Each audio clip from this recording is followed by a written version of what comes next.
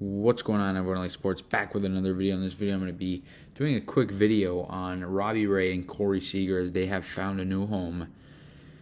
And unfortunately for the Toronto Blue Jays, Robbie Ray will not be returning with the Blue Jays as he is signing on with the Seattle Mariners on a 5-year, $115 million deal. But the Jays did replace him with Kevin Gausman, and they saved $5 million for a guy who had better statistical numbers than Robbie Ray. Over in the National League. He had more wins with the San Francisco Giants than Robbie Ray did with the Toronto Blue Jays offense, which was one of the best in the league. So realistically, we can look at it as a trade with Gausman for Ray, and the Blue Jays actually, in signing Kevin Gausman, they also get a draft pick in there. I saw from Blake Murphy of The Athletic. So interesting right there. Now, I think the Blue Jays just chose Kevin Gausman over Robbie Ray at the end of the day, because for an extra $5 million, they could have had Robbie Ray, and instead they decided to go with Kevin Gausman. So I feel like at the end of the day, the Toronto Blue Jays, they value Kevin Gausman a little bit more than Robbie Ray. And Kevin Gausman's been a guy that, the Blue Jays have really been targeting for a couple off seasons now. They actually, Ken Rosenthal reported last night after Gausman signed the deal that he turned down a 3-year deal worth $45 million last off season from the Blue Jays. So smart on him to do that. But what does this mean for the Seattle Mariners by getting Robbie Ray? You get a very nice arm, definitely. He's the reigning AL Cy Young Award winner. But does this push you over the top and make you a contender in the division? You will likely, still need to make some more moves. Maybe that's bringing in a guy like Chris Bryant. Maybe that's bringing in a guy like Javi Baez. You never know. But what does this mean, though, for the Blue Jays? Does this mean they're done spending? I absolutely do not think so. I think they're going to still go out and sign somebody. They still have I guess you could see it as a need at the 5 pitching spot. Maybe they go into the year with Ross Stripling and Nate Pearson battling it out. Maybe. They have a very strong top 4 starters, though, eyes closed, no question about it. And the Blue Jays still have to address either second base or third base.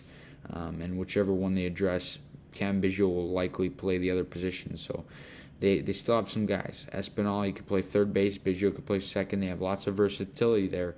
But it would be nice for the Blue Jays to sign an extra guy, and I think they will, and he'll be somewhat of a big name. I think the Blue Jays still are going to spend some money. The next player I want to touch on is Corey Seager, who has signed a massive deal with the Texas Rangers, 10 years, $325 million.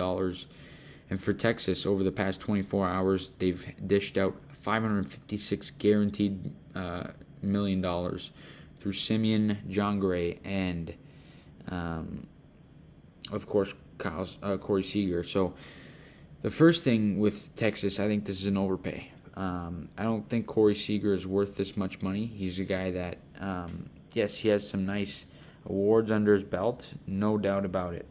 But in my opinion, I just don't think you can give a guy, above $300 million when his numbers last season showed, all he had was 16 home runs to show for with 57 RBIs. His average was 306, so that was a bright spot. But at the end of the day, can you pay a guy who only hit 16 home runs and didn't even drive in 60 runs with the LA Dodgers? Can you give him a $300 million contract? To me, they overpaid for him there. They have now, although they overpaid, they have built the best middle infield in baseball now with Marcus Semien and Corey Seager, in my opinion, both offensively and defensively. I mean, you compare other infields. The Jays last year, with Bichette and Semien, you can compare that to this. But at the end of the day, the Jays don't have that anymore. So, Correa and Altuve, another thing, but I don't think Correa is going back. Lindor and Baez, I don't think Baez is going back, though. So I think this, makes for the best middle infield in baseball. And the thing that really, leaves my head scratching is Semien, expressed that he wants to play shortstop, and I think that's a really big outside of the 7 years, I think that's a big reason why he didn't come back to Toronto. And maybe, I wonder if Simeon knew that Corey Seager was in the plans of the Rangers. Maybe they said, Corey, listen, we're going to get Marcus Simeon, but you're going to have to play at second base. And maybe he said, okay. Who knows? I just find it really interesting. But that's all I got in this video, guys. You guys let me know down below in the comment section your thoughts on these two deals and what it means for the Mariners, the Rangers, and the Toronto Blue Jays moving forward. I think the Blue Jays are going to be just fine, even though they lost Robbie Ray. They got Kevin Gausman, a guy who had better statistical numbers last year than Robbie Ray. I think the Jays will be fine. I think they're going to continue to spend some money. But you guys let me know what you think down below in the comment section. And as always, I'd really appreciate it if you consider and please like the video and subscribe to the channel if you guys. And we'll see you guys on the next video. Let's go, Blue Jays.